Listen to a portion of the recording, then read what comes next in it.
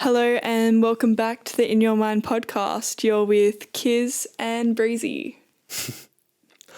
It's hard to get used to that. Yeah. Second time. We'll get there. I hope you've had a great week. We've had a really fun week, have we? I don't know. Have we? Have we? We've had a good week. What have I done? Back at uni now. I had a week off because it was reading week, so no Did you uni for read? a week. Yeah, but I didn't read much uni stuff. But I did some reading.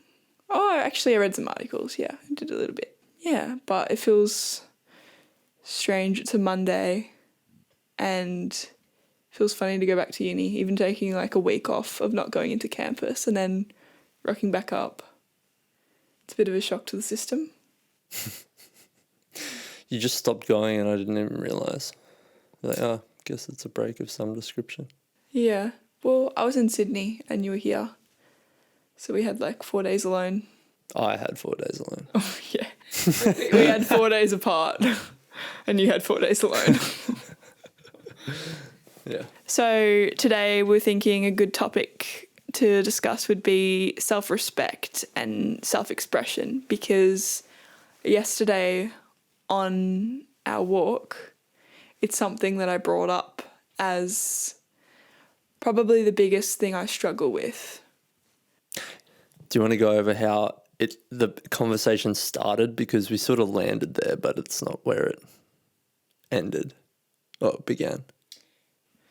Yeah, well, it began with talking about the podcast and talking about who it's really designed for and what audience I'm trying to deliver to or give content to.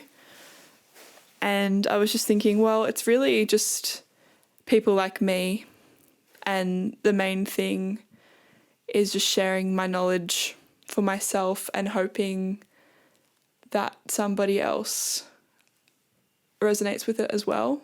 And if they need help on one of these areas, which everything that we talk about is something that I have found helpful or I've felt like I've needed to delve into to either like fuel my curiosity or just in order to reach like a new level of self-acceptance or self-development or just growth. It's kind of where my path has landed and what I've thought is the most useful thing to help guide me through certain stages of my life. Yeah. So I think we were kind of discussing this in our walk of like who we're delivering to and what our focus should be on, because it's helpful if I have that in mind when we're doing the episodes, then I can better, I keep saying I, but it's we, then we can better help those people if we have a true image or a true direction or focus. Mm-hmm.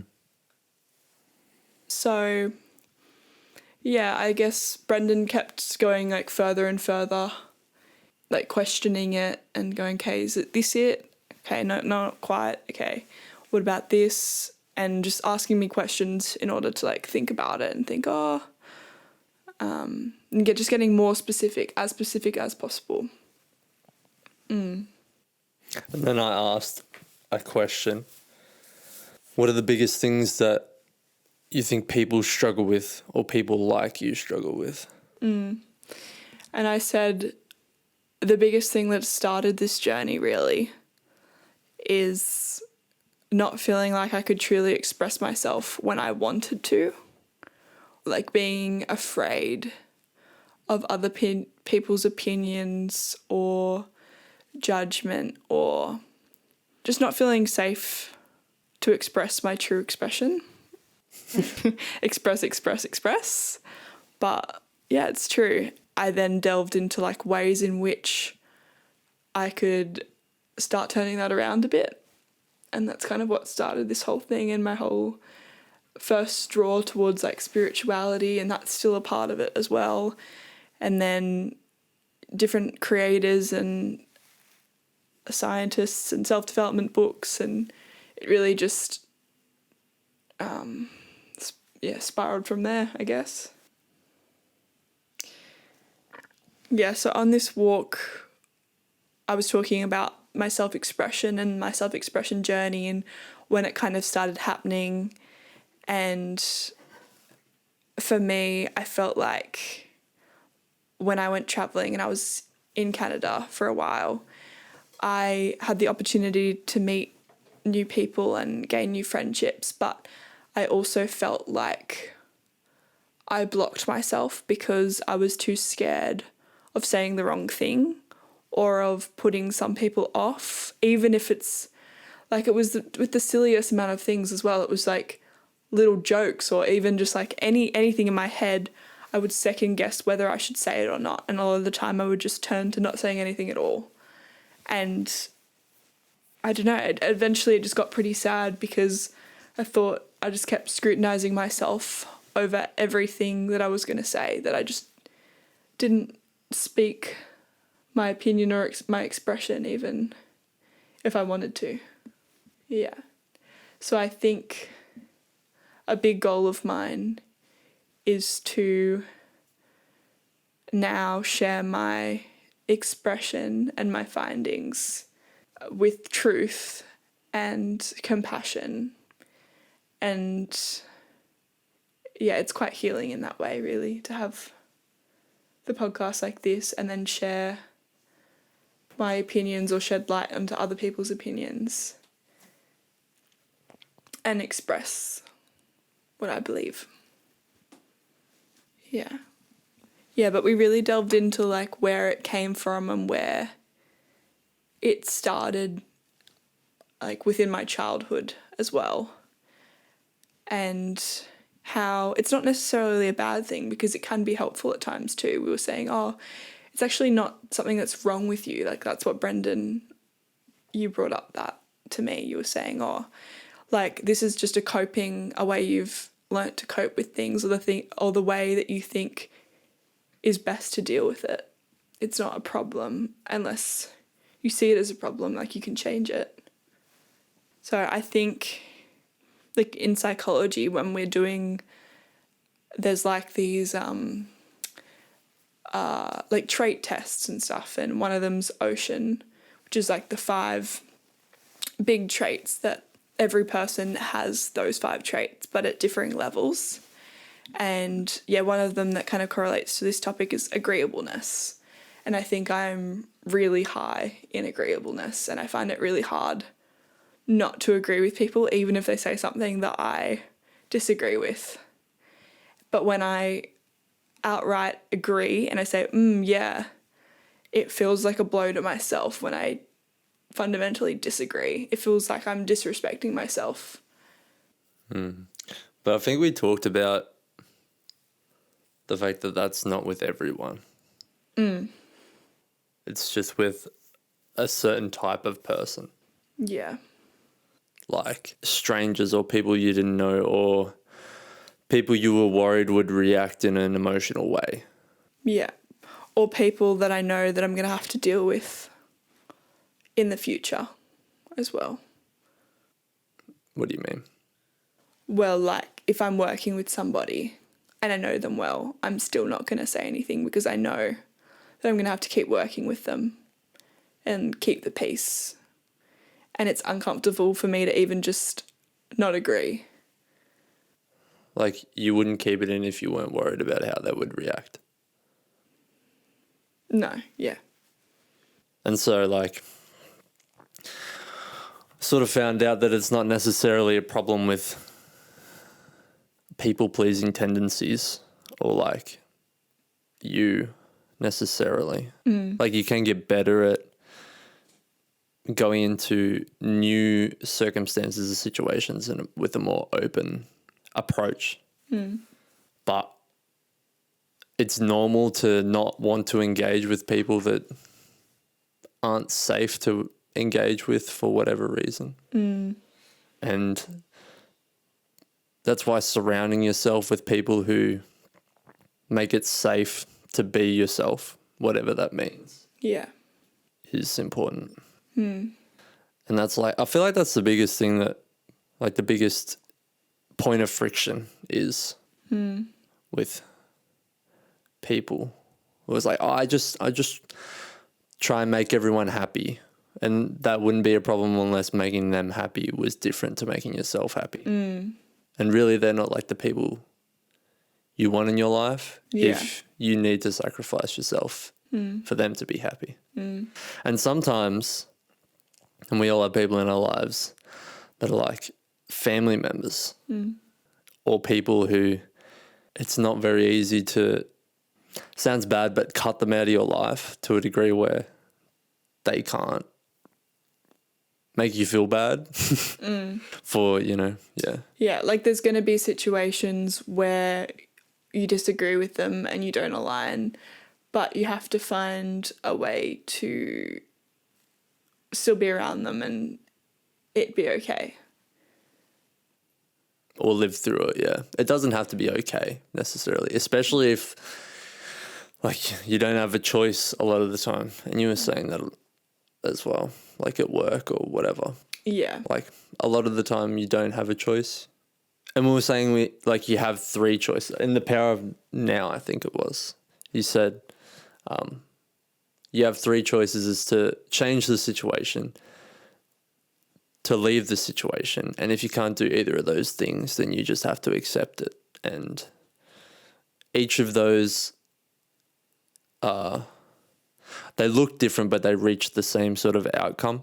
And I think accepting it, it's not that you cave in and you go, oh, okay, you're right. It's accept that that's their opinion and that's just how it is. Yeah. You accept them, you accept you accept the circumstance that it is, and you just make the most of it. Or just, you don't let it interfere with you. It's kind of putting up a wall, an invisible wall, that you don't let it. I don't know if it's a wall. I think you just drop all expectation to the fact that, like, you need to get along or agree with everything. Like, you sort of just understand and expect that that's how it is. Yeah. That you're just fundamentally different. Yeah. Yeah. And then you're open to it changing in the future if they decide to come around for whatever reason.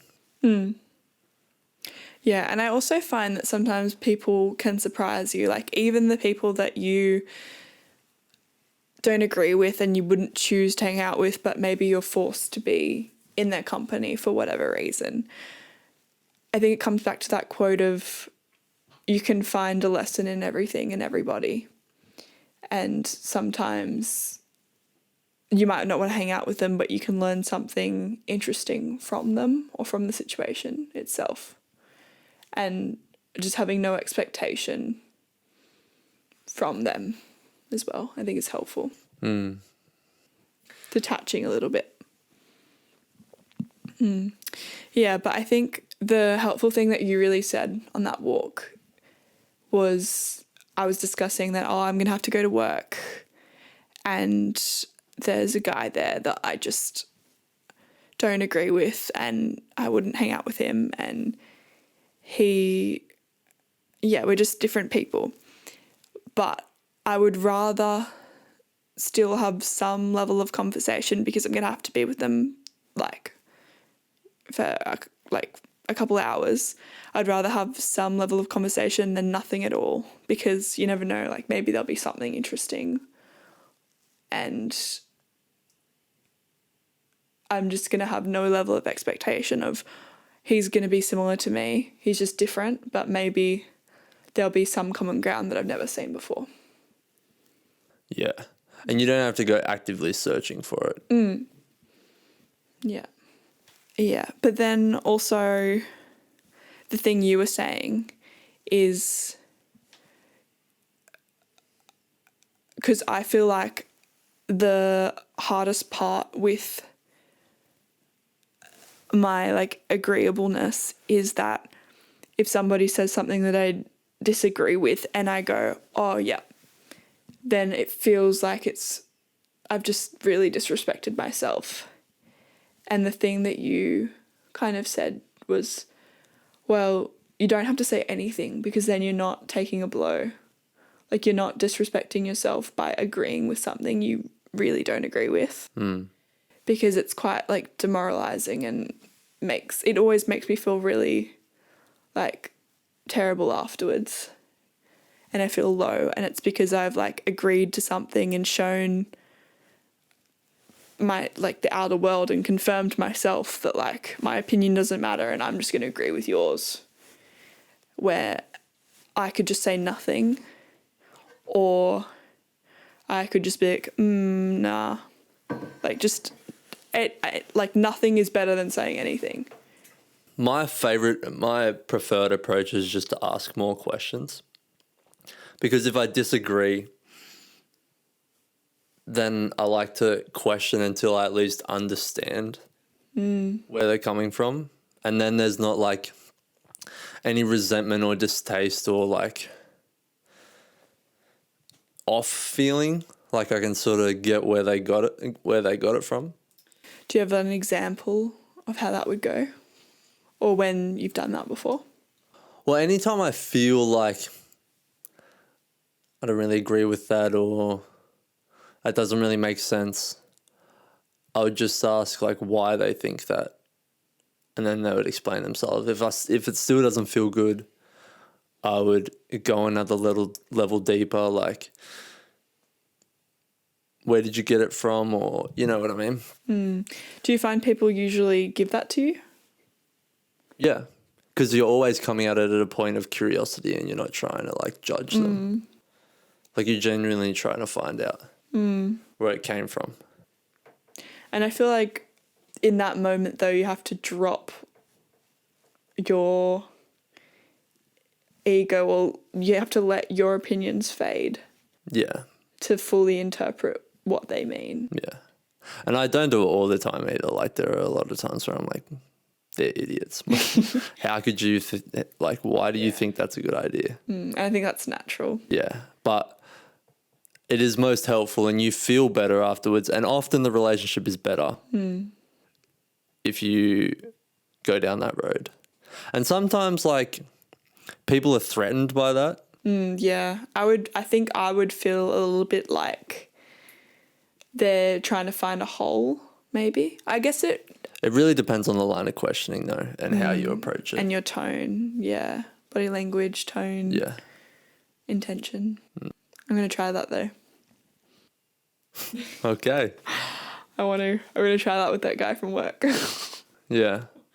Because also, like, because if they say something and there's just silence, the tension that sits in that silence for you to have to say something or agree is just gone. You just ask them a question and they keep talking. Whether you agree or not, you can choose to tune out or whatever. But as long as, you know, there's no tension, at least for me, it's a lot easier to be in the space with that person. Yeah. Yeah. I don't know if that's the best way to do it, but it works sometimes. Yeah. That's something that I'd like to try.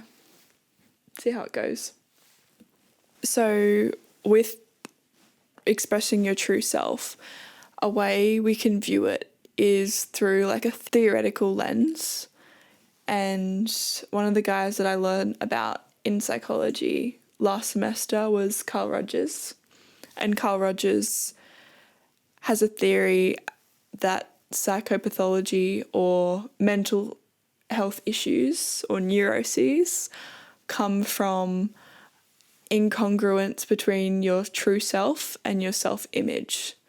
So basically what incongruence is if your self-image, so how you're projecting onto the world, is not aligned with your true self, with your internal self. So how you feel inside isn't being expressed on the outside with your self-image. So that's something that I was kind of thinking about as well when I brought up the fact that I felt like I couldn't express my true self all the time, and that's something that I want to work on. And I think it's an interesting way we can approach it and learn a bit about it. So the opposite of incongruence is congruence, which is if your self-image and your real self are aligned. And he says that that's needed in order to be fully actualized and to be able to guide yourself properly to self-actualization and to become your fully fledged person or human being. That's something that you need to achieve. And Brendan brought it up in a slightly different way when I was speaking to him about that. How did you kind of approach it? I just thought it sounded like cognitive dissonance. And I what's... think that was a term that was coming up. And what did you say it was? Your actions aren't in line with your beliefs or something like that. A mental conflict that occurs when your beliefs don't line up with your actions. Yeah. Where did you hear about cognitive dissonance? I think it was TikTok Yeah. or on a podcast. Yeah. One of the two. It's like the same thing. TikTok and a podcast. No. Cognitive dissonance is like the same thing as congruence and incongruence. Yeah. Yeah, and I think it's an interesting way of seeing it. Yeah. I think it becomes, your internal state becomes cluttered because your external experience isn't matching your internal world. And there could be problems with your subconscious and with your habits because you're getting mixed information that your conscious could be getting kind of confused with how it's wanting to present and can become a bit cluttering and like there are two sides shouting at you, like the devil and the angel on your shoulders. What do you mean the environment doesn't reflect? Your internal and your external environment. Yeah. What do you mean they don't reflect each other? I just mean that they can get muddled up and you can start having thoughts that aren't aligned with your true self or with the core of your being. And that's kind of the environment. So you have like an internal environment with your own thoughts and your internal state, and then your external environment, like your social interactions, your relationships. Do you think your external environment has an impact on it? Yeah. Your internal environment, yeah. But so it has an effect on your congruence as well? You think so? Yeah. I think you can't really be congruent if you're reactive to the environment. I think you need to transcend it. Because that's what like suffering is. Like you can have pain without suffering. And if you're trying to fight your external circumstances. It's not something you can be in control of, you mean? Yeah. Yeah, external world, yeah. Well, you can control it to a large degree, but if you're just holding on to the way things should be and expectations. Yeah. Yeah. Well, there's another part to it is the conditions of worth, and they're learnt through external environment and how you interpret your environment. So maybe that's the link. Like Carl Rogers also says, like you need your conditions of worth need to be aligned externally and internally as well. Yeah. See, I think you need to unlearn all that stuff. Rules from others, internalize, integrated, self-concept. Yeah, I think to be fully self-actualized. as I would define it. I don't know how it's Yeah. defined in psychology. Well, there's different theories.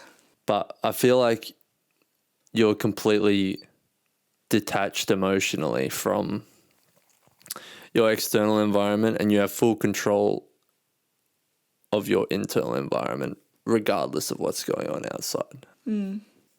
Because you have...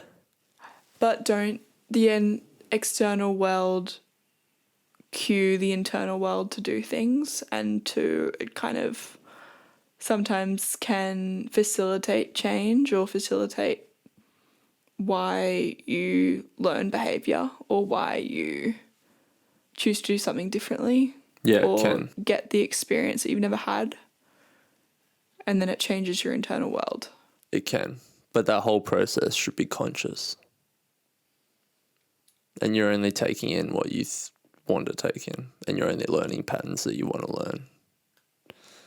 Like, you're not learning any negative patterns from the environment if you don't want to. Yeah. Or anything that's damaging to the self. Yeah, so Roger says that you need unconditional positive regard in order to get actualization, and in order to... What does that mean? Unconditional positive regard is like... It's also related to unconditional love. So it's like parental and child love. That people... So it's unconditional love. Unconditional love. Yeah. So that's a part of that needs to be integrated into your conditions of worth in order to reach actualization. And in order to bond I your think you get it when self-image. you're actualized. Yeah. Yeah. Yeah. So once your self-image reflects your true self, and you have unconditional positive regard or unconditional expectations of things, then you've reached a state That is that's actualization. like you're a fully functioning true self. Yeah. It's enlightenment. Yeah. Yeah. And that's how he views it. I think that's where humanity is going. Like, we're either going to annihilate ourselves or we reach enlightenment. Because technology has gotten to a point now where we have so much power and anything can happen with the push of a button. That's scary. So with AI especially, like, we're either going to go or really fast. But also with AI learning and consciousness learning, we're learning so much about how our brain works and about these theories and like what differentiates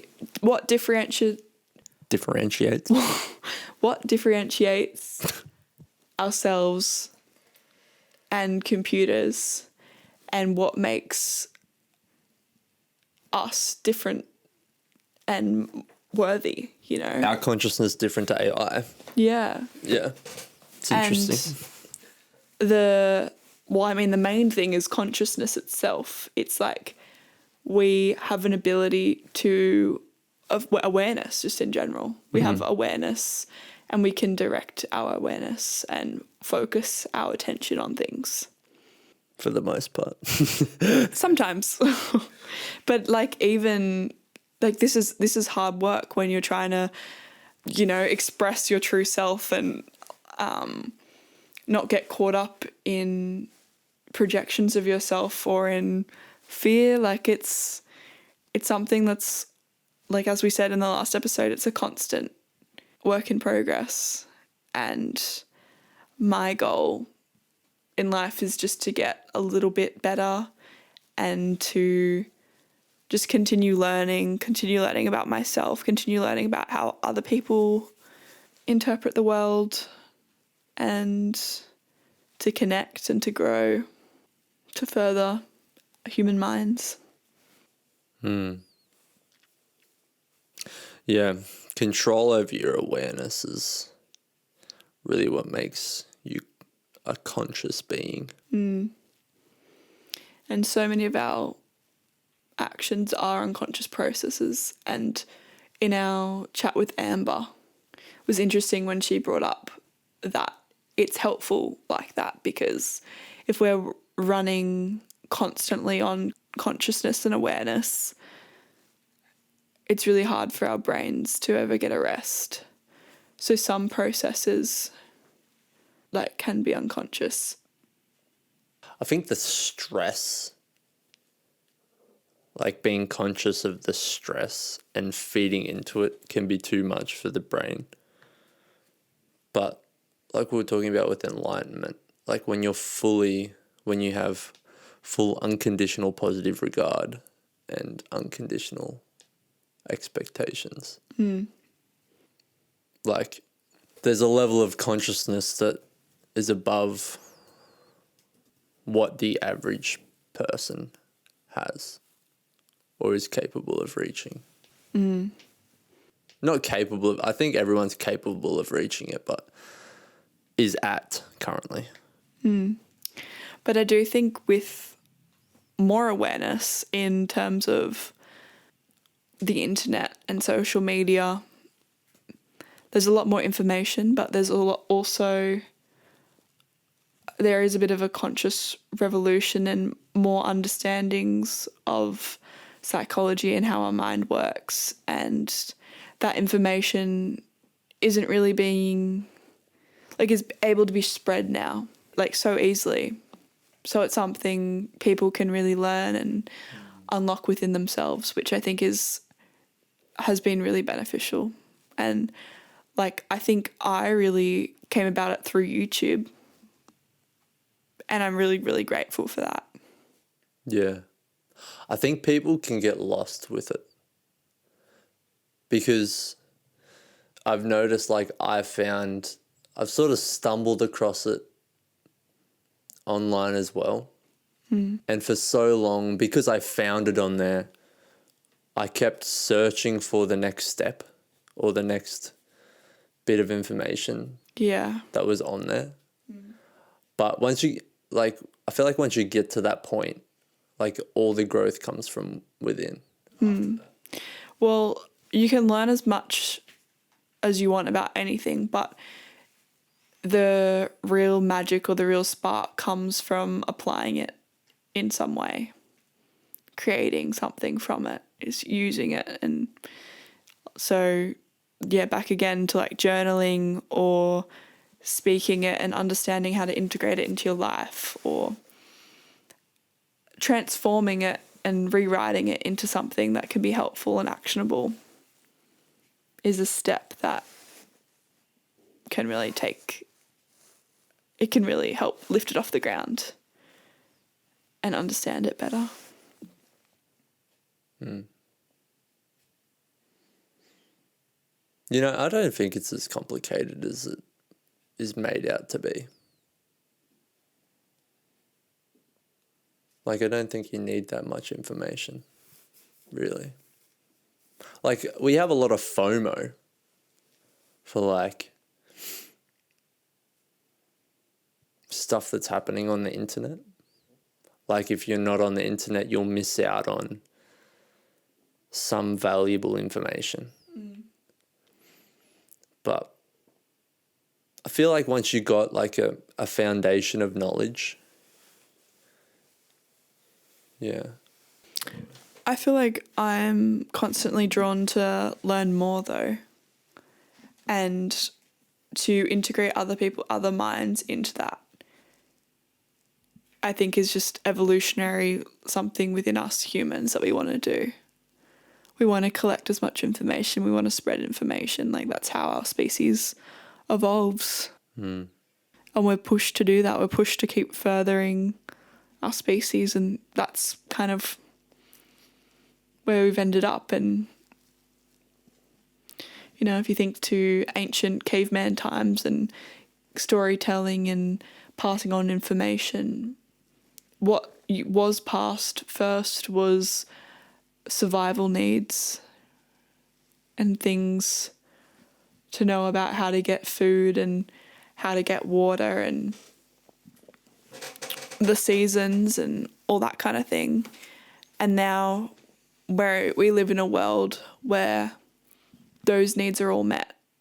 you know, security, a roof over our head, our food is delivered to us, that we want to, well, I think a lot of us have the urge to further expand our knowledge. And that's how I view myself, is just continually trying to learn more and grow, and just to become the best person that I can. Yeah, so that's just a little bit about true self-expression. Thanks so much for tuning in. I hope you got something out of this episode. We'll see you next week. Bye. Bye.